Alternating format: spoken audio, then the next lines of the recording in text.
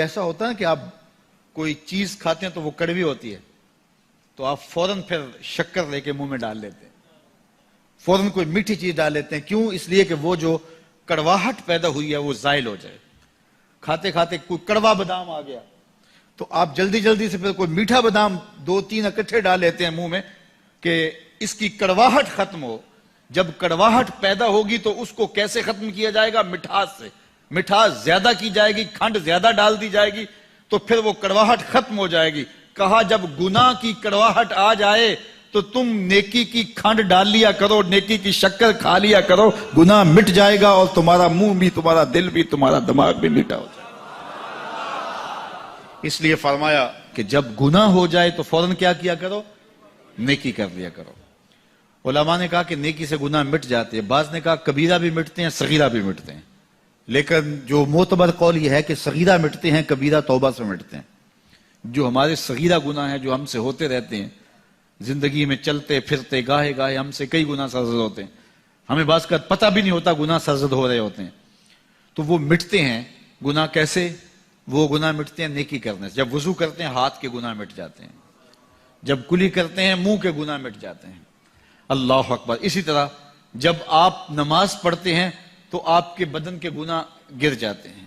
جب نماز جمعہ پڑھتے ہیں، ایک جمعہ سے لے کر دوسرے جمعہ تک کے درمیان کے گناہ ختم ہو جاتے ہیں. جب آپ عمرہ کرتے ہیں، ایک عمرے سے لے کر دوسرے عمرے کے درمیان تک کے گناہ مٹ جاتے ہیں. اور جب آپ حج کرتے ہیں تو ایسے ہوتے ہیں جیسے ابھی ماں کے پیٹ سے جنم لیا ہو. سارے گناہ مٹ جاتے ہیں، ایک گناہ بھی بدن پہ باقی نہیں رہتا. اللہ اکبر. فرمایا صحابہ کیا تمہارے گھر کے سامنے سے نہر گزرتی ہو اور تم اس نہر سے 5 وقت غسل کرتے ہو، تمہارے بدن پر کوئی میل کچیل رہے گا؟ عرض کی یا رسول اللہ کیسے رہ سکتا ہے؟ فرمایا یہی مثال 5 نمازوں کی. جب 5 نمازیں پڑھتے ہو بدن کے گناہ دھل جاتے ہیں. تو فرمایا جب گناہ کر بیٹھو تو نیکی کیا کرو، نیکی کرنے سے گناہ مٹ جاتے ہیں. ارشاد فرمایا جو اللہ سے ڈرے اللہ اس کے لیے راستے کھول دیتا ہے اور اللہ اس کو وہاں سے دیتا ہے جہاں سے اسے گمان بھی نہیں ہوتا. وَمَن يَتَوَكَّلْ عَلَى اللَّهِ فَهُوَ حَسْبُهُ. اور جو اللہ پر بھروسہ کرے اللہ اس کے لیے کافی ہو جاتا ہے. اس کی ضروریات کا وہ خود کفیل ہوتا ہے اور اس کے کام اس کے ذمہ کرم پہ ہوتے ہیں. کو ہو کے دیکھے اس کا. تو جو اللہ سے ڈرے اللہ اس کے لیے راستے بناتا ہے. حضرت عوف بن مالک رضی اللہ تعالی عنہ الاشجعی حضور کی خدمت میں حاضر ہوئے اور عرض گزار ہوئے کہ میرا بیٹا سالم مشرکین کی قید میں ہے اور میں فاقوں کی حالت میں ہوں.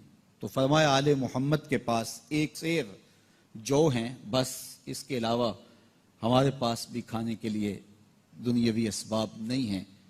کہا صبر کرو اور اللہ سے ڈرو اور لا حول ولا قوت الا باللہ کثرت کے ساتھ پڑھو.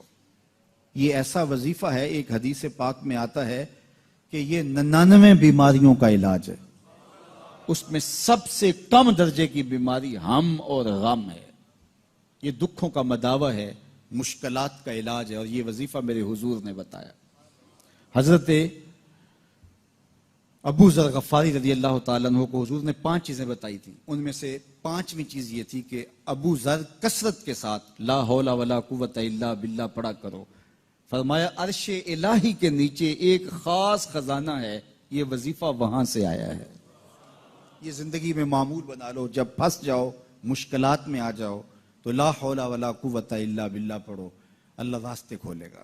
تو حضور نے 3 چیزیں فرمائی، اللہ سے ڈرو، صبر کرو اور کثرت کے ساتھ لا حول ولا قوت الا باللہ پڑھو.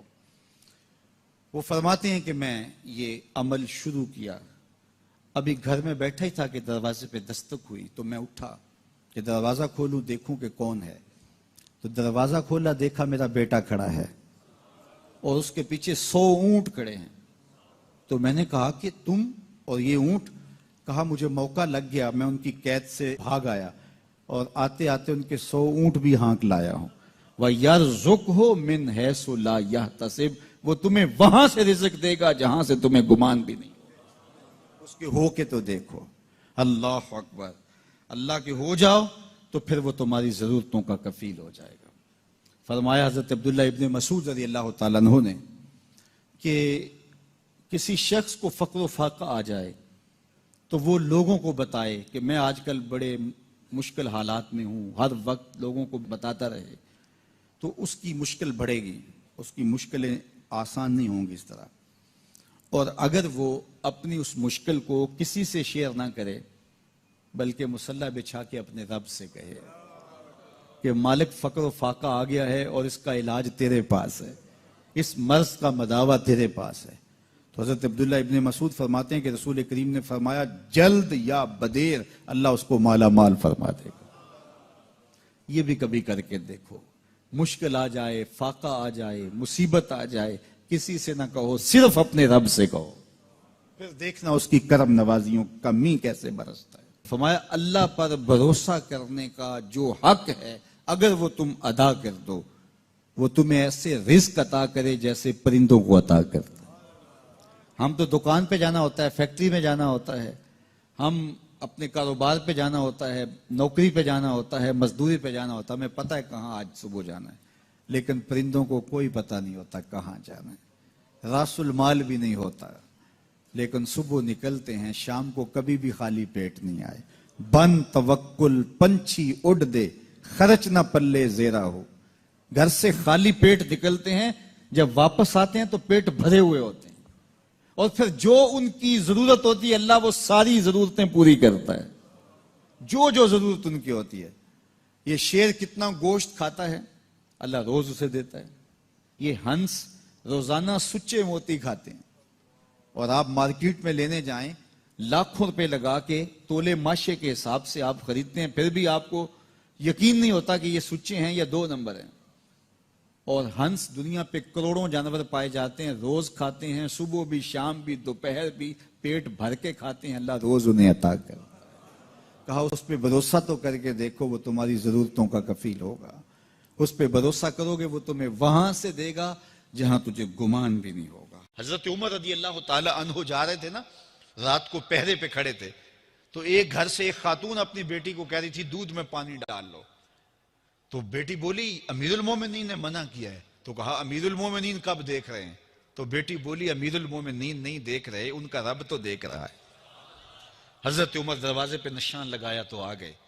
دن کے اجالے میں پھر اس گھر کے دروازے پہ گئے اور صاحب خانہ سے کہا کہ اپنی بیٹی کا رشتہ میرے بیٹے کے لیے دے دو. امیر المومنین سوالی بن کے کھڑا ہے اس گھر میں. کہا اس بیٹی کا رشتہ مجھے دے دو. ان کو اور کیا چاہیے تھا؟ امیر المومنین کے بیٹے کے لیے رشتہ قبول کر لیا گیا. پھر اللہ تعالیٰ جل شانہ ان کو ایک بیٹی دی، اس بیٹی سے اللہ نے ایک بیٹا انہیں دیا، اس بیٹے کا نام حضرت عمر بن عبدالعزیز ہے. تو جب مائیں اللہ سے ڈرنے والی ہوں، تنہائی میں ڈرنے والی ہوں، تو پھر اولادیں ایسی ہوتی ہیں. اپنی اولادوں کی تربیت کرو، جب بچے چھوٹے ہی ہوں تو ان کے تصور میں یہ بات اچھی طرح سے راسخ کر دو کہ اللہ دیکھ رہا ہے. پھر وہ کبھی رشوت نہیں لیں گے کہ اللہ دیکھ رہا ہے، اور وہ کبھی خیانت نہیں کریں گے کہ اللہ دیکھ رہا ہے. وہ کبھی ملک کے راز کو نہیں بیچیں گے کہ اللہ دیکھ رہا ہے. وہ جو ہے وہ بد نگاہی نہیں کریں گے کہ اللہ دیکھ رہا ہے. جہاں کوئی کیمرہ نہیں پہنچتا، جہاں سیکورٹی نہیں پہنچتی، جہاں کوئی ایجنسی نہیں پہنچتی، وہاں یہ عقیدہ پہنچتا ہے کہ میرا اللہ مجھے دیکھ رہا ہے.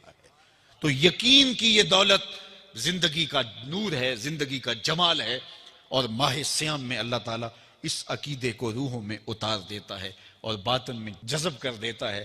تو اس کو اپنے اندر اچھی طرح سے ہم اتار کر کے اپنی زندگی میں چراغاں کر سکتے ہیں اور اندھیرے دور کر سکتے ہیں. یہ تیقن کہ میرا اللہ مجھے دیکھ رہا ہے، میں اپنے رب کی نگاہوں میں ہوں. ارا زبیبن نملۃ سودا، کالی رات کے اندھیرے میں کالے پہاڑوں کی کوکھ میں گہرا غار ہے. اس غار میں چیونٹیوں کا سوراخ ہے. اس میں جب چیونٹی چلتی ہے اور وہ بھی سیاہ رنگ کی ہے، رات کی بھی سیاہی ہے، پتھر بھی کالا ہے اور چیونٹی بھی کالے رنگ کی، سینہ سنگ پر اس چیونٹی کے چلنے کی وجہ سے ایک وہمی اور گمانی لکیر بنتی ہے جس کو خوردبین سے دیکھنا بھی ممکن نہیں. تمہارا رب اس کو یوں دیکھتا ہے جس طرح دیوار چین کو دیکھتا ہے. تو کیا ذہن اور دماغ کی سکرین پہ آنے والے خیالات سے وہ غافل ہو سکتا ہے؟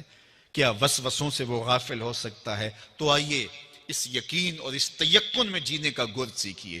دیکھیے زندگی کتنی نور علی نور ہو جائے گی کہ میرا اللہ مجھے دیکھ رہا ہے، میرا اللہ مجھے ملاحظہ کر رہا ہے، میں اس کی نظروں سے، اس کی نگاہوں سے پوشیدہ نہیں.